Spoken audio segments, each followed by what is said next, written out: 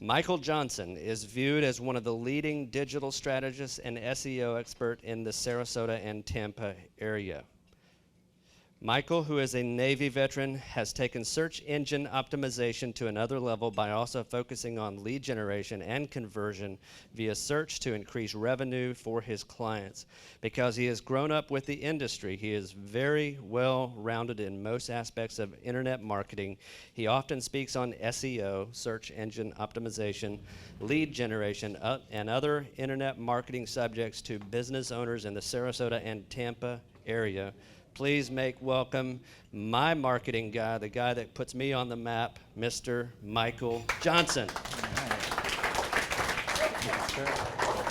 Appreciate it. I'm not sure how loud I need to speak. Can everybody hear me okay? Yeah, we're good? I will, but my normal goes up and down depending on how excited I get. And this is a big crowd, so I might get a little excited, so forgive me if I start running around and doing some crazy things, right? Before we get started, though, John, thank you very much for having me here today. Dave, thanks for asking me. You know, I regularly attended this group when I first moved to Sarasota almost five and a half years ago. I helped John put this on Meetup so everybody else could find it. One of the things that I did when I was first getting started. Those things that you were talking about today on, you know, I could be an entrepreneur if, there's a couple of them that stuck out to me. The first one was the resilience. One thing as I looked over my life and I've looked at the different things that I've tried to accomplish and the things that I have accomplished, one thing was always certain. It was never a matter of if something was going to happen, it was just a matter of when. That was the mindset I always had whenever I go into a new venture. So if that's not resilience, I'm not sure what is. I just kept getting up, no matter how many times I got knocked down, and kept going after that dream every single time. The other thing was the seeing opportunities everywhere. One of the mindsets that I have that I look at every day is when I'm looking around at all the different opportunities, I'm literally drowning in a sea of opportunities because there's so many opportunities out there. As the economy tanks, the opportunities even get more.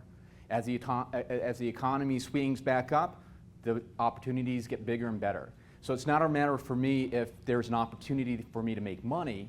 I'm drowning in a sea of opportunity. I just need to pick one. And a lot of times when I see entrepreneurs and I coach them or talk to them on a daily basis, it really comes down to there are so many opportunities, but they don't focus on one. Focus on one, make your money, make that small fortune a large one or that large one a small one, but just pick one and go with it. So those are the two that really stuck out for me, and I'm glad you brought those up today. I really appreciate it. Now, when I was asked to speak today, I've spoken obviously on all kinds of things, and probably most of you in here have seen me speak. How many have seen me speak before? Okay. Well, this is weird, right? Because normally I have like 3/4 or like the entire room raise their hand. But this is good. Like 3/4 of you have never heard me speak before. So this will be quite a treat for me and for you too. All right. So here's the thing. Whenever I go and speak on a topic, I try and keep it on the level of the people that are in the room. So if at any time I'm speaking and I say something that you don't understand, just go ahead and raise your hand. I'm not going to get distracted and I won't forget what I'm going to say. Well, I might do that, but you can just let me know and I'll explain in further detail what's going on. Is that fair? Yes. Okay. So what I thought I'd talk about today is actually a couple different businesses that are in this area that I've dealt with. And specifically what I've done with them and helping them grow their business using most of the stuff online. Now, before I get started on this, there's all kinds of things that you can actually do when you're looking online to grow a business. If you've heard of search engine optimization, that's one thing. Social media, email marketing, pay-per-click. You know, and when social media, it's like, do I need to be on Facebook, Twitter, LinkedIn, Pinterest, and the list goes a mile long on how many different sites you can be on. Well, I'm going to talk to you about specific things. So did anybody notice the koi pond when we walked in the door? Mm-hmm. Right? So the one thing I really like about koi fish is that no matter what environment you put them in, they'll grow to that environment or, you know, not grow, depending on what size it is. So they really constrain themselves, even though they have the ability to grow much bigger. So we have the ability to do all these things in internet marketing. it's by the constraint that they're able to survive, right? So they don't focus on all the things, they focus on only one or two things so they can grow to maximize the environment. Every single person in here has a different niche within your industry. There's not necessarily a reason for you to be on every website out there if your customer base is only on a couple. So don't waste your time with all the other things, just focus on the couple places that they're actually at. Does that make sense? Yeah. Okay. So the first one I'm going to talk about is, does anybody know the tax handlers, Robin Platzer? Okay, she's been here a couple different times. I met her actually here at one of these events a few years ago. So she has a tax business. They do tax returns for personal and business. Her and Mom been doing it for a long time. And she came to me, and she was like, "Hey, you know what? I need some help building in and bringing a couple new clients in the business." Now, this is outside of normally what I do. I don't normally do things that are just kind of one-offs, but I was like, you know what? This is a unique situation, so I think we'll try and figure out what we can actually do to help out. Now, she had her hands tied a little bit because she was using some of those cookie cutter sites. A lot of times in the legal and some of the private practice type things with the professionals, there's a lot of companies out there that will sell you a site that has all the information pre-populated, right? Or if you're, like in the insurance niche or something like that, everything has to be approved before you do anything. And so the sites come straight from corporate, right? Even though you're an independent business, they come from some corporate entity. And so what happens there is that the search engine optimization becomes obsolete for you. It's not something that you can do very well. Just because of how the search algorithms work, if you have all this other content on your site that's being created and it's used now on hundreds or thousands of sites, it's really difficult for you to actually get that to rank for anything that's going to be worthwhile. Okay, so that was her big problem. She didn't know how to do that. So I went through and I did a bunch of research on kind of the people that she was trying to reach out to and what type of things they would be searching for. And what I found was a handful of phrases that we could do and make some unique content for. And so what I mean by unique content, in this case, Robin wasn't afraid to get in front of the camera and get on video, all right? So what we did is we wrote the script, we made sure that all the keywords were in the right places within the video, uploaded it to YouTube, and within a week she had 5 clients, right? So, and that's because I did the proper research beforehand, knowing what the people would be looking for. So knowing your customer is something that's very, very important. If you don't know kind of what phase they are in the buying cycle and you don't know what phrases they're going to be typing into the search engine, then that becomes something that is going to be more of a detriment to you as a business owner. If you don't know who it is that you're selling to, how can you go out online and actually find them? So when I was doing the research and I found this keyword phrase, it wasn't something that was necessarily high volume, right? It wasn't something that was going to bring in thousands or tens of thousands or hundreds of thousands of searches on a monthly basis. Realistically, it was less than a few hundred on a monthly basis because she was only doing something for Florida, right? And really, realistically, she wanted to do something here in Sarasota. So it wasn't like it was a high volume term, but it was very, very specific to a problem that she had the answer for. So the first thing the first thing I would recommend that you would do whenever you're going out there and creating content is that when you have a problem that you know you have the answer to, regardless if everybody else has the same answer, make sure that you put it in your own words in the way that the customer would respond. So what I mean by that is, they're going out there and searching, your customer is going out there and searching. What phrases do they use specifically to do that? You should know, right? You have an opportunity to talk to them every single day. So use those phrases within your search. And with the video optimization on YouTube, especially with something that has such little competition, just adding that phrase in the title a lot of times is enough to boost your rankings to the top, right? Because nobody else is actually thinking about actually optimizing for that specific term. So do the research, do the due diligence, and something like that can happen. So obviously the 5 clients was able to pay, for my service, and she kept kidding. The next week she sent me another little quick chat message, and she was like, "I've had another 5 calls on that video that were coming in." So now, does it happen that fast every single time? No, it doesn't. I wish it did. That would make my life really easy. But if it was really easy, then I would not have a job, right? So, but things like that can happen as long as you look for those kind of hidden diamonds in the field. Does that make sense, everybody? Yeah. Okay. All right, so that's one. The next one I want to talk about is actually a magazine that I was dealing with, right? So this is a magazine. They had a print version, then they went all digital version, right? You know who I'm talking about. So anyway, whenever they came to me, their traffic was actually going downward, right? And you've heard of some of those penalties that are out there with Google Panda and Penguin penalties, stuff like that. So their site actually needed to be re-architected a little bit, but also the keyword selection was a little off. And so what I mean by a little off is it's a relatively small site in the publishing niche. And so when you think about a publishing niche, think about like a Time magazine, right? That's a big magazine.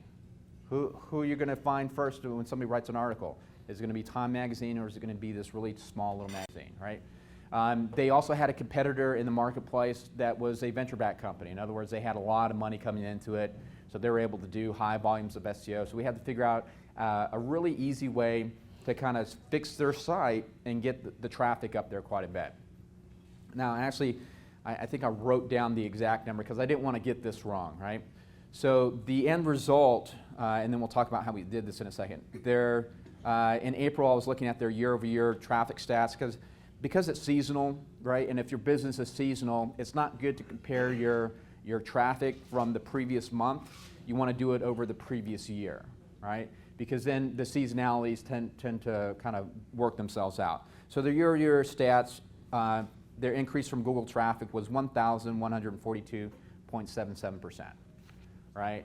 So we were able to do that by a couple different things. One, we had to fix the site architecture. Part of the job of doing SEO is you have to tell Google what pages you want them to see, right? But you also have to tell them what pages you don't want them to see. And that's where a lot of people miss out. So what do you think are some pages that you wouldn't want Google to see?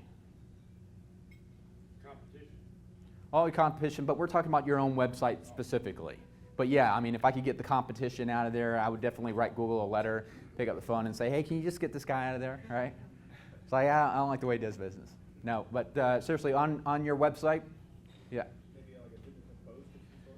Right, so that's a phrase that I hear a lot. Have you ever heard about duplicate content? How many people have heard that, okay? And that's one of the penalties that they had instituted here a couple years ago. Now, so what duplicate content is, it doesn't mean that what you have is on somebody else's website. It means that what you have is, again, on your own website in the exact same format, right? So what happens is, a lot of times with like WordPress and some of the other blogging platforms, by default, the things that helped you 5 years ago, 6 years ago, on getting found for all these different terms, actually hurt you today. Because what they do is, for example, you create a blog post, right? And then it puts it into your feed on your blog page, so you see like 5 or 10 pages there, right? And then you put an image in there, right? Because they say put an image in your post or embed a video in your post. Well, that image is also created on another page, right? And that blog post is on a single page as well. And then every snippet that goes on there in your sidebar and all that kind of other stuff that you use, because some people are like, hey, look, here's my next plugin that I'm going to use, or here's the next article, and it's going to just take a snippet of this previous article. Well, every time you do that, you kind of ding yourself more and more, right? So you have to tell Google that all these other pages that are kind of blending things together, you don't want them to look at. So those category pages, you don't want them to look at. Now, they're good for users, don't get me wrong, they're good for users, but they're not good for the search engines. The other thing I'll see is because, like you'll add a post to a couple different categories. Well, if your post only ends up in, when somebody clicks on the category, now they're looking at the category page and there's only one post, right? So now that's, again, is a duplicate because it's the same single post, but then the category is, there's only one post in the category, so it's duplicate again, right? And then if you add a bunch of tags to it, it then becomes duplicate again. So you have an opportunity just by instituting some user functionality that you're creating a problem for yourself on the search engine optimization side. So what we did is we corrected that problem, right? We just went in there, used some of the plugins that we could go out there and filter out that kind of stuff, right?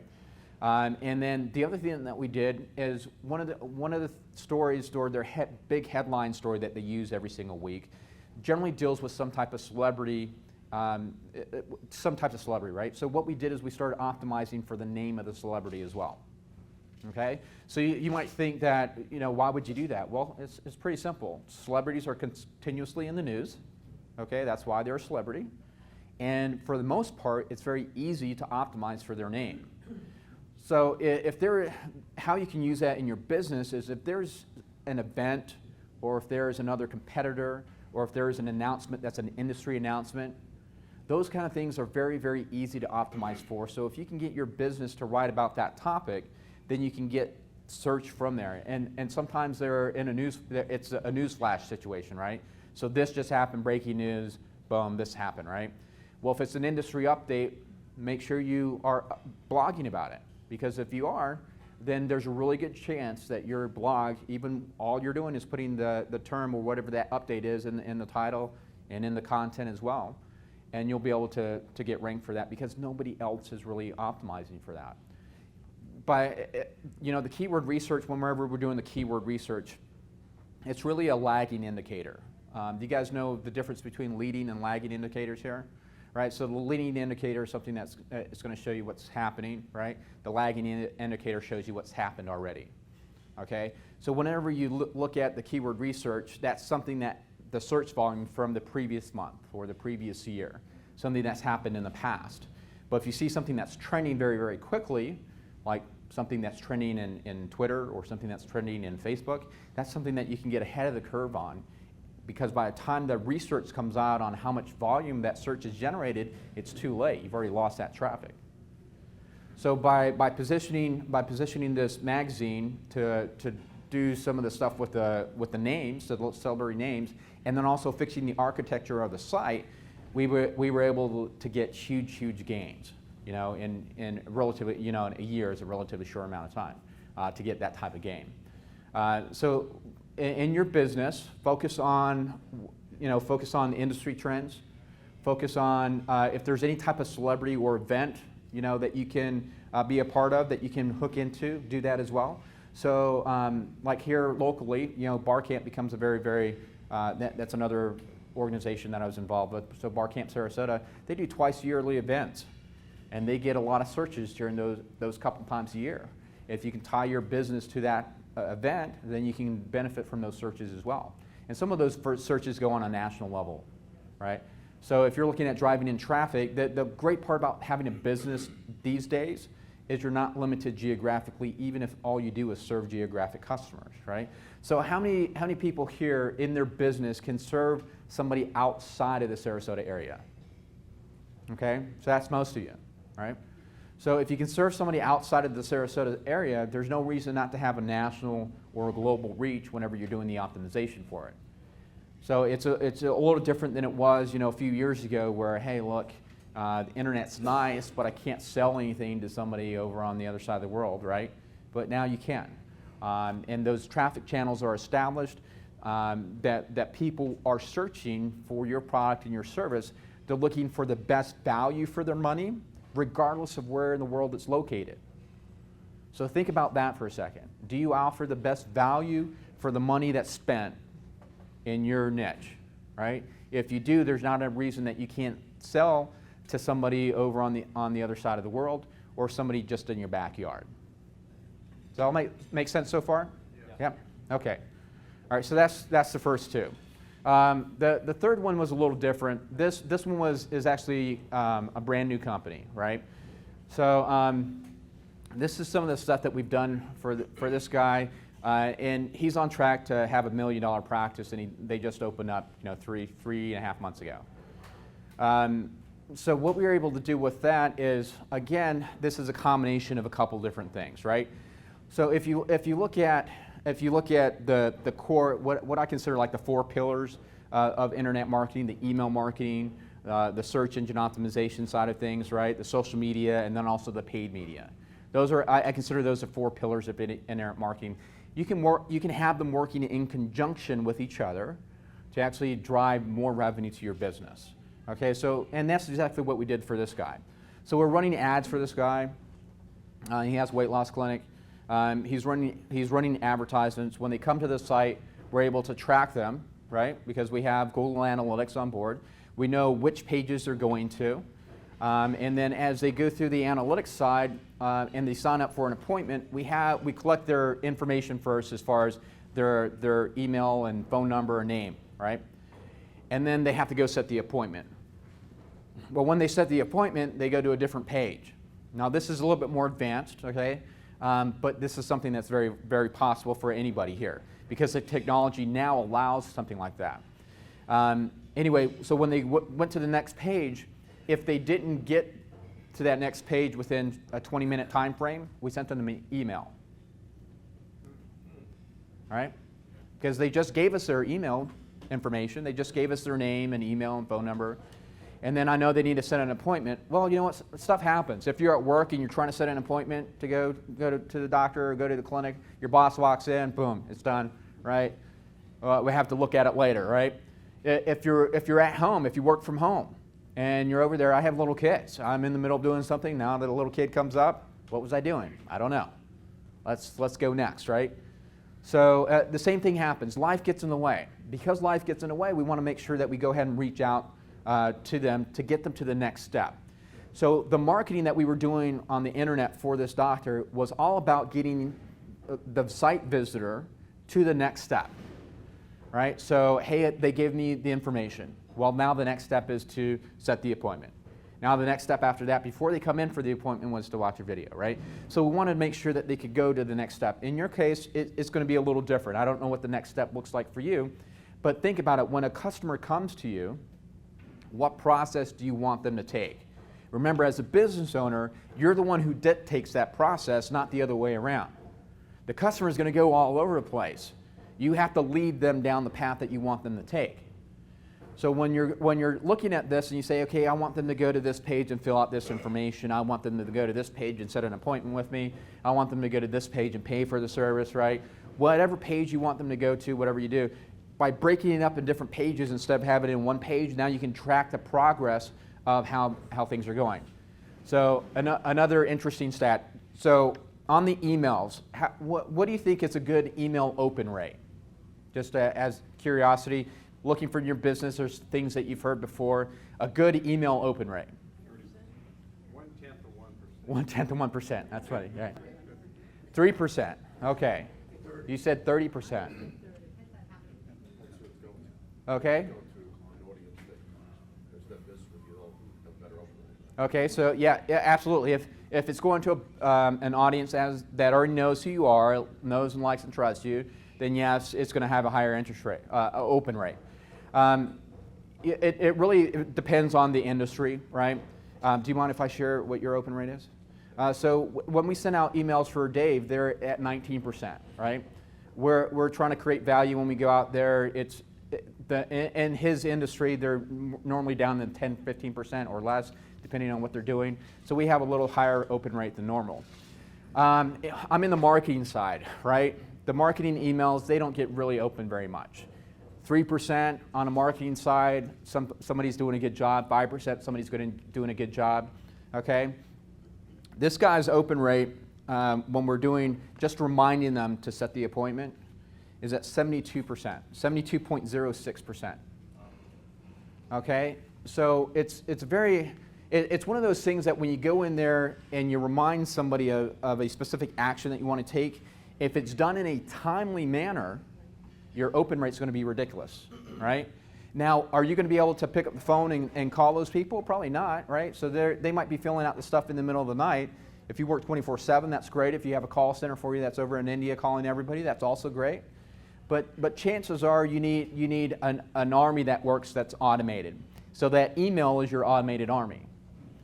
The other thing that we were doing on top of that is we also have retargeting ads. Does anybody know what retargeting ads are? Yes. Okay, so the retargeting ads basically, as well, Andrew was here a second ago, but what he calls them are the ads that stalk you around the internet, right? You go, if nobody's ever gone to Zappos to buy a pair of shoes, go do that and you can experience that for firsthand, right? Go to Zappos, go find a pair of shoes, add it to your shopping cart, and then don't do the transaction, right? So what happens next? The next place you go, I guarantee you're going to see an ad for that exact same pair of shoes, right? And if the next day you still haven't bought, guess what's going to happen? That shoe is going to be on sale, right? It's going to be a 20% off or 40% off. They're going to remind you about the free shipping, their 365-day, refund policy. They're going to remind you about all the other stuff, but it's going to continue to go. And then what happens? Then you buy it, it still follows you. No, then they're going to show you some other pairs of shoes, right? If you don't buy those pair of shoes, they know all their customer data. They know the people that buy these shoes also buy these shoes. Right? It's an Amazon company. They know these things, right? So if they know these things, guess what the next thing they're going to do? They're going to start showing you the other shoes. Now, if you go to a website that has like clothing and accessories on there, a lot of times on a lot of these more sophisticated ads, what they'll start doing is they'll show you the item that you were trying to purchase, and then if after a couple of days you don't purchase that, they're like, well, they're not keen on that, but maybe it's there already. So guess what? This matches. Did you know these shoes match with this purse? How would you like this purse? It's on sale. Or this purse, these shoes and this purse matches the earrings or the cufflinks or the shirts or the dress. And so they have sequential targeting like that, the same way that they do with the email targeting. So we didn't take it to that level of sophistication, but we did kind of remind them on what the next step of that process is. All right. And so by doing that, we were able to scale up the client base very, very quickly. We also did a couple other things too, right? The one part that I love about doing stuff online and digital is that you can track all the results. Because the computer tracks everything, right? And it's kind of scary that it tracks everything, but at the same time, it's a good and a bad thing, right? So because it tracks everything, you've heard the old marketing adage, half of all your marketing is wasted, right? Or all your advertising wasted. The trouble is, which half? Well, when you're tracking things, you can kind of see which half is not working for you, and then you can make the appropriate adjustments. It's really hard to make a good decision if you don't have the right data behind it. So you have to make the decision based on the data that you have. Well, unfortunately, a lot of times that equates to bad decisions, right? So what we try and do with the internet marketing is we'll do things like, so we have the analytics that will go there and track all the users. Well, we also put in a CRM system, right? So the CRM system, that means once they have told us who they are and they come back to our website, we know what page they're going to and who that is specifically, so we can tie it back to a specific user. The other thing that we did to kind of help in this process is we also put call tracking numbers. Does anybody know what a call tracking number is? It's not a trick question. It's exactly what it sounds like, right? So when you call in, we know the source of the call because it's kind of a different thing. They used to do this all the time without these sophisticated tracking analytics with newspaper ads, right?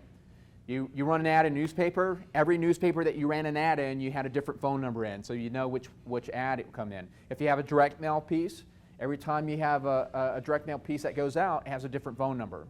Now we're actually able to, because of the VoIP systems that are on there, which just means that they run over the internet, we can parse that data and say, hey, look, when somebody makes a phone call, make it show up in our analytics. Tie it to a specific user, tie it to a specific source, so we know where it's coming from and what's the most effective. So we're able to look at the advertising and go, you know what, this advertising source just it's not doing it very well, right? So we get rid of it. The next time we get a bunch of calls coming in, we're looking at the different sources coming in. This one's performing really well. We should spend more money there, right? Does that make sense?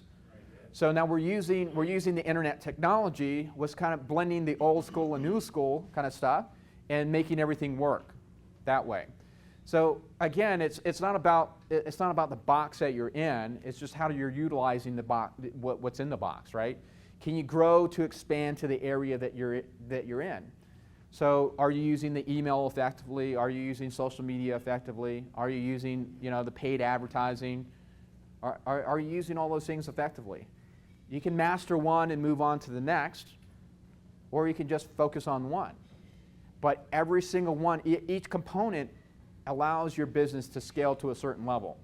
I know some, and this is going back a little bit, but I know some guys that if they have a website, you wouldn't know it because it looks horrible. It looks like it was built 15 years ago, right?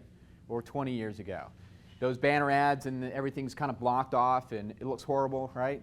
but they have a big email list, and they advertise and they build that email list on a constant basis. They have a million or multi-million-dollar business that's all based on email communication. That's possible. Can it be possible for your business? I don't know, but you can look at it and find out, right? I know some people that all they do is they don't really have a website. They build stuff on Facebook. They'll have a Facebook group. They'll build the discussion around the problem that they solve in that Facebook group. And then they present the solution on a regular, recurring basis. Because they are the administrator of the group, they can control the discussion. So if anybody's trying to pitch a product that's especially a competition to them, thank you very much, but you're out, you're gone, right? Everybody, as long as you're building value to that discussion, then he allows you to stay in that group. And of course, the people become predisposed to who as the expert? You as a group owner. They also have, you know, 7-figure businesses doing that. So it can be a lifestyle for you, or it can be a business that's a brick and mortar business, or a business that you go into and service clients remotely or locally. It doesn't really matter.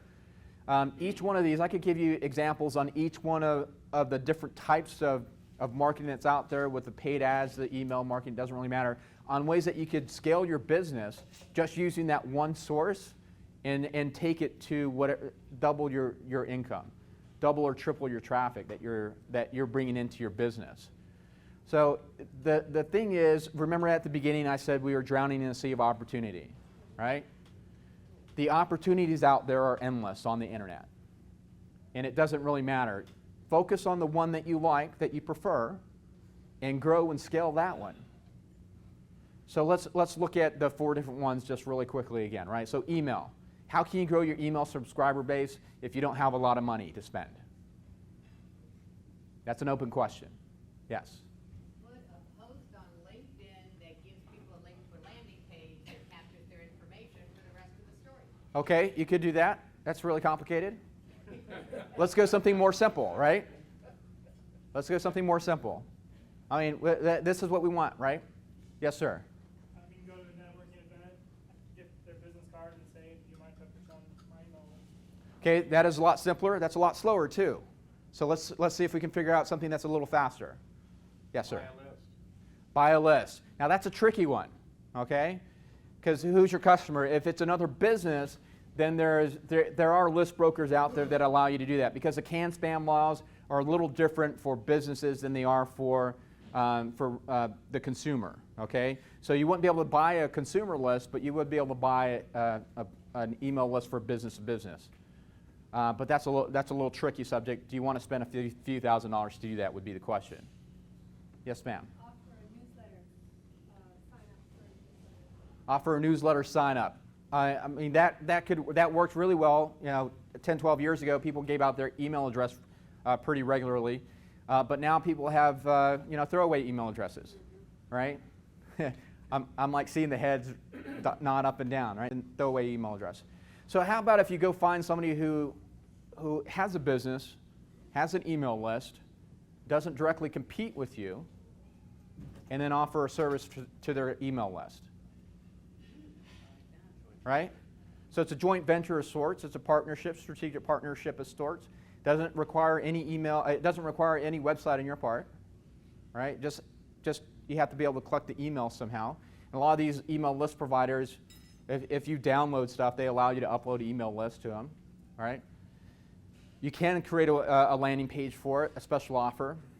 As they come walking into your business, you can get their email address again, right, from that offer. So, I mean, think about the different ones that are out here. So let's see, who wants to volunteer and tell me their type of business? See if we can figure this out for a second. Okay, guys, really? Termite and pest control. Say again, pest control? Termite and pest control. So really when it comes down to it, anybody who's in the construction side of things is going to be a good strategic partner for you.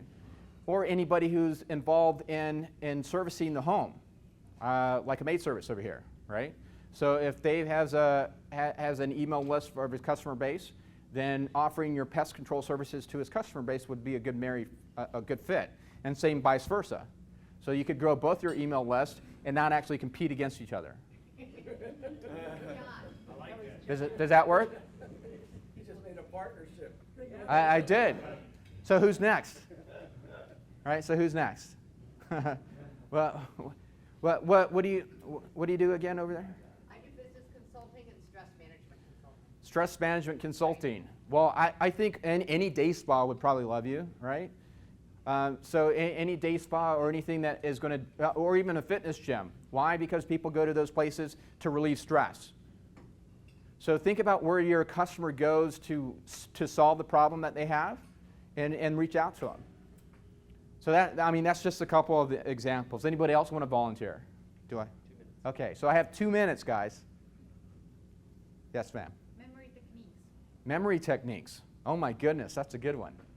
Okay, so with memory techniques, that's a little out of the box there. So who's gonna need a better memory? Students will, right? So any tutoring place?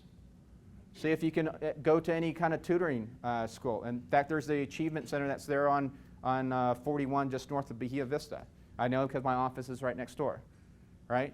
I would approach them, see if they want to do some type of partnership with you. Because one of the problems that students have is remembering all the information that they have to go through there. I would say that would probably be a good fit for you. But you never know. 40. Say again? Anybody over 40? Anybody over 40. Yes, I struggle with my memory all the time, right? Any college? Careful. Colleges. Yeah, so the colleges, you have to tread lightly with the colleges, right? Because since this is another educational type of opportunity, they may or may not look at that. They might look at you as direct competition. Okay, so anyway, going back to it, since I know my time is running out here, it's all about the opportunities that are out there. The email, the social media, right, the paid advertising, it all works together. Look for the opportunities, look for the successes, look for the people around the room. You can all work together and double and triple your business here in the next year, all right? So thank you very much. If you have any questions, I'll be around.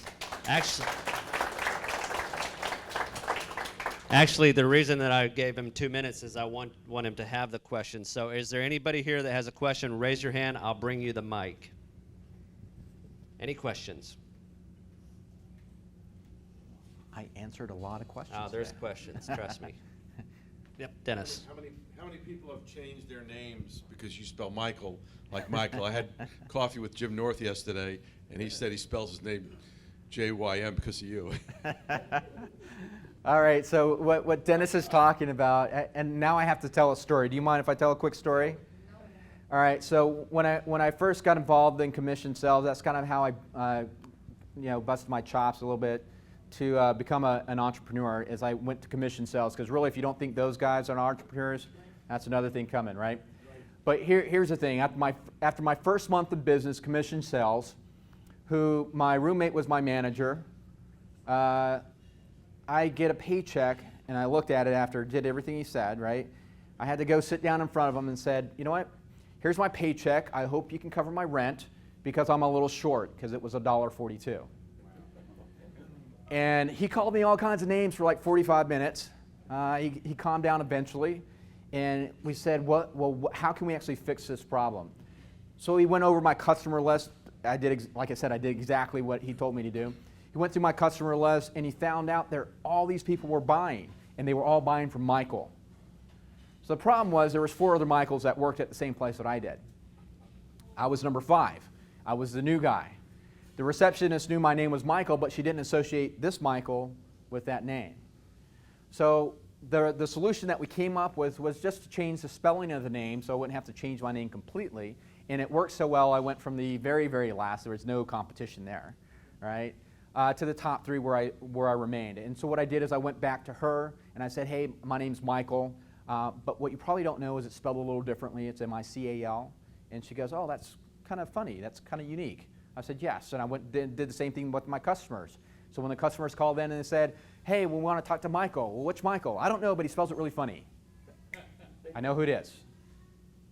And so that's why. That's a differentiation. That's a marketing strategy. How are people going to remember you? How are people going to do that? You can do that with a name, and it's worked very well for me. Next question. Michael, this is a little off topic, but you've got my curiosity up. Okay. There's a new company called Jet.com. I wonder what you think about it. They're set up to compete with Amazon. They're buying retail from Walmart losing money on transactions, trying to build scale.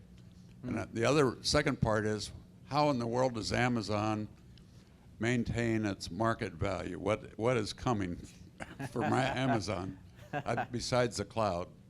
Right. Well, those are really off-topic questions. First of all, I don't know anything about the jet.com, but just from what you told me, I don't like that model at all. There's no long-term wealth being the low-cost provider in any business. It eventually will run its course, and it's just a matter of how quickly that will happen. The thing with the internet, it tends to run its course very, very quickly. So it doesn't matter if you have tens or hundreds of millions of dollars on that. Next question. Please stand up and wait for the mic. The reason we have the mic is because we're filming everything, and don't start until you have the mic. Hi there. Could you explain what geoblogging is? Geoblogging? Well, there's two different references to geoblogging. One, there used to be a platform that was GeoCities or something like that a while back. But geoblogging generally is topical. So in other words, you would talk about the Sarasota area. So you're talking about one specific geographic area, and that's what they're referring to as geoblogging. So when you're going out there and you're building a business, if you only want to focus in that one area, then there's a million ways to talk about it, and you can do that. You can get a lot of traffic volume that way. Next question.